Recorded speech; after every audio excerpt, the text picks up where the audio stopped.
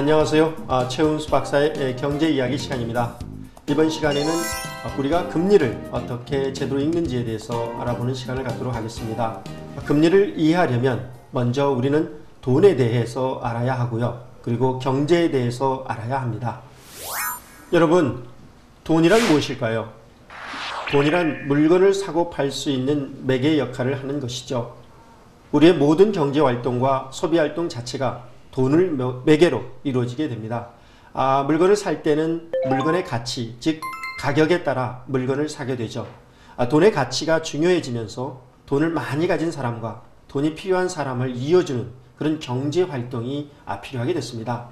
그래서 생겨난 것이 바로 금융, 즉 영어로 finance라는 것입니다. 돈이 필요한 사람과 돈이 많은 사람을 중개해주는 그런 기능이 필요했고, 그 기능을 금융기관이라는 곳에서 맡고 있습니다. 우리가 동대문 시장이나 남대문 시장에 가면 필요한 물건을 사고 팔 수 있습니다. 그렇다면 금융시장에 가면 우리는 무엇을 사고 팔 수 있을까요? 바로 돈입니다.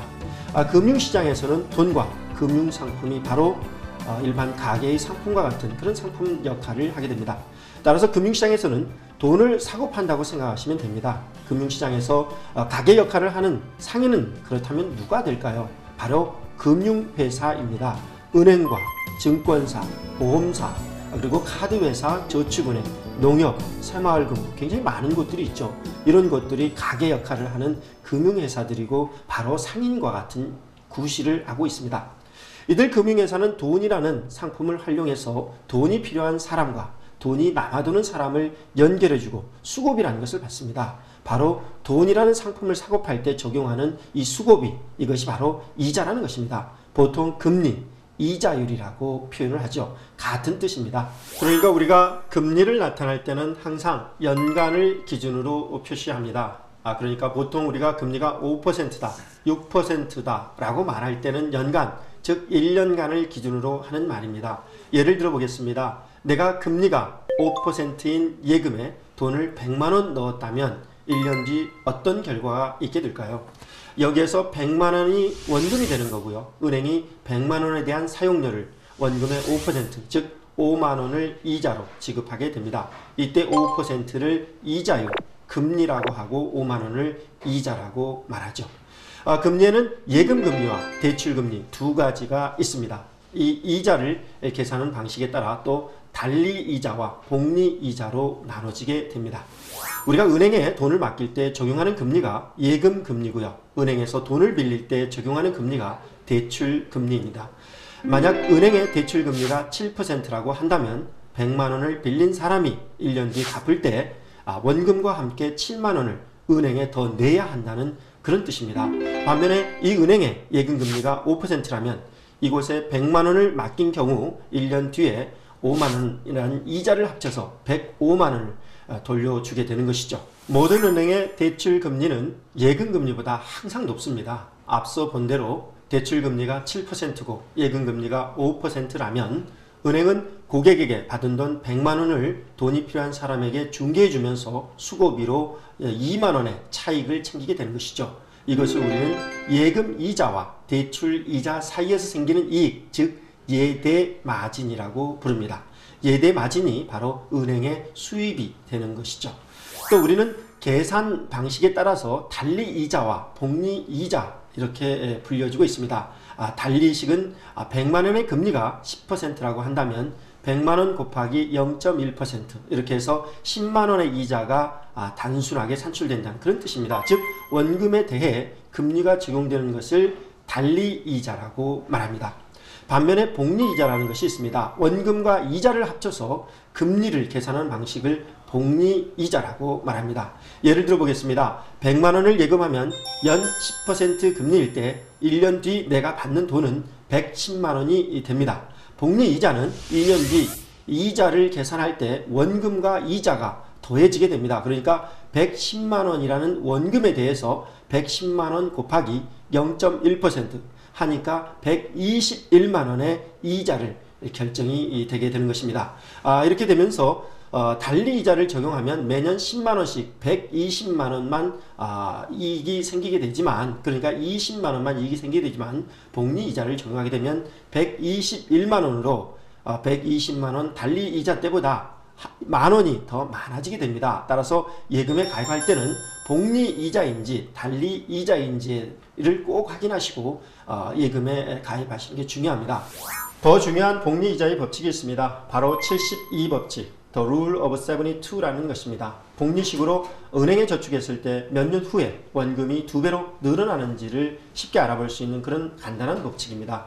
예를 들어보겠습니다. 이자율이 연 6%라면 원금이 2배 되는 기간은 72 나누기 6 이퀄 12가 나오게 되죠. 즉 12년이 걸리게 됩니다.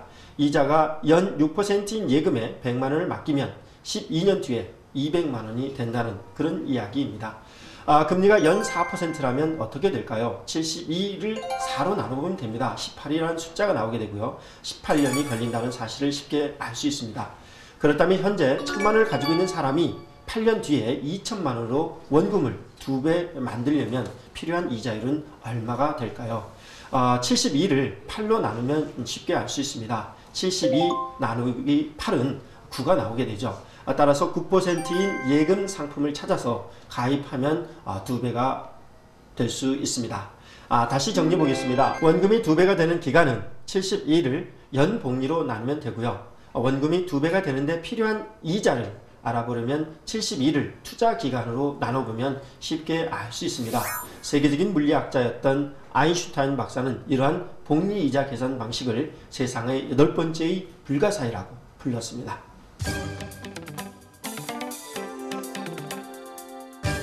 신문에는 기준금리, 실세금리, 시장금리라는 표현이 자주 등장하게 됩니다. 기준금리는 우리나라 중앙은행인 한국은행이 정하게 되는데요. 한 국가 안에서 모든 자금 거래를 할 때 기준이 되는 금리라고 해서 기준금리라고 합니다. 정책적 판단에 따라 결정된다고 해서 정책금리라고도 부르게 되죠. 기준금리를 올리면 예금금리, 대출금리와 같은 한국의 모든 금리가 한꺼번에 올라가게 됩니다. 시장금리라는 것은 한국은행의 기준금리와 연동해서 실제 금융시장에서 적용되는 금리를 말하게 됩니다. 시장금리는 국고채금리, 3년 만기 회사채금리, 그리고 양도성 예금 증서인 CD금리, 그리고 1일짜리 콜금리와 같이 아주 다양한 금리들이 있습니다. 시장금리는 시중의 자금 사정을 가장 잘 반영하고 있는 금리라는 측면에서 실세금리라고 말합니다. 이 가운데서도요, 3년 만기 국고채 금리가 있습니다. 이 국고채 금리가 시중 실세금리의 대표금리로 활용하고 있습니다. 국고채라는 것은 정부, 즉 기획재정부에서 예산을 조달하기 위해서 발행하는 그런 채권을 말하고 국가 유통 발행 채권이라고 부르고 있습니다. 그렇다면 여러분, 정부에서 왜 기준금리, 즉 정책금리를 올리고 내리고 할까요? 시중에 유통되는 돈의 양을 조절하기 위해서 그렇게 하는 것입니다. 돈이란 우리 몸에 산소와 같은 역할을 하고 있습니다. 몸속에 산소가 부족하면 신체가 무기력해지게 됩니다. 경제도 마찬가지입니다. 생산과 소비 활동을 도와주는 매개체인 돈이 제대로 공급되지 않으면 경제가 마비되게 됩니다. 혈액순환이 잘 되는 사람이 건강한 것처럼 경제도 돈이 잘 도는 경제가 건강한 경제가 됩니다.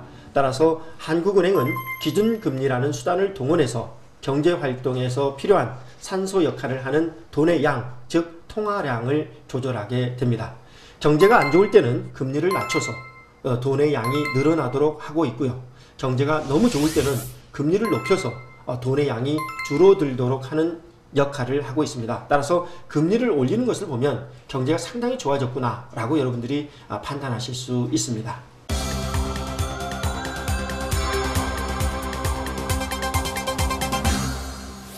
이번 시간에는 금리 읽기에 대해 알아봤습니다. 금리라는 것은 우리 경제활동을 하는 데 있어서 우리가 꼭 알아야 될 필수 개념입니다. 따라서 우리가 금융회사를 이용할 때는 신문이나 인터넷에서 금리 상황을 꼭 체크해 본 뒤에 금융상품에 가입하는 지혜를 발휘하시기 바랍니다.